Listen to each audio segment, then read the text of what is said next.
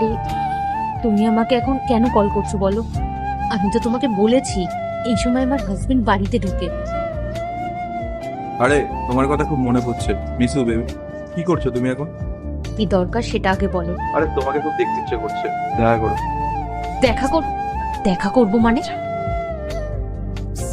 তুমি একবার দেখেছো কটা বাজে এখন? রাত হয়ে গেছে, এই সময় রাহুল বাড়ি ফিরে। যদি একবার রাহুল জানতে পারে কি হবে একবার ভেবে দেখেছো তুমি? আরে রাত হয়ে গেছে তো কি হয়েছে? এই টাইমে তো তুমি আমি কত দেখা করেছি। আর সবসময় হাজবেন্ড হাজবেন্ড কেন করে বলো তো? রাজীব রাজীব আমার বিয়ে হয়ে গেছে।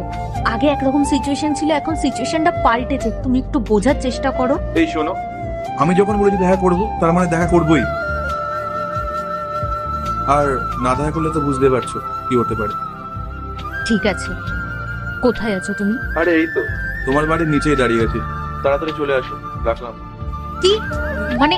Hello hello hello.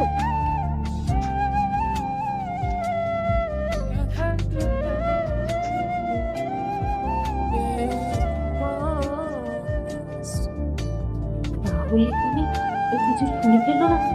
যদি শুনে নেয় কি হবে এবার? পূজা, তোমাকে দেখে মনে হচ্ছে তুমি খুব টেনশনে আছো। কই কিছু না তো। তুমি চলে এসেছো? হ্যাঁ, কোথাও যাচ্ছ নাকি? না মানে হ্যাঁ যাচ্ছি। আসলে আমাকে একটু মার্কেটে যেতে হবে, কিছু জিনিস কেনার আছে। আমাকে বলতে পারতে, আমি আসার সময় নিয়ে আসতাম। না না, তুমি পারবে না, আমাকেই যেতে হবে। আসছি আমি, হ্যাঁ। সাবধানে যেও আর তাড়াতাড়ি চলে এসো।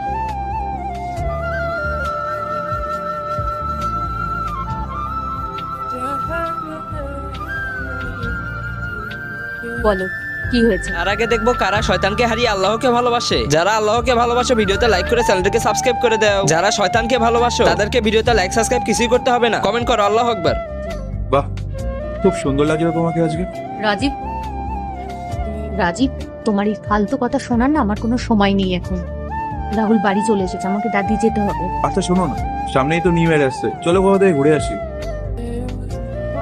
আমি ভাবছি ভাই যদি নেক্সট পার্ট দেখতে চাও পার্ট 2 লিখে কমেন্ট করো।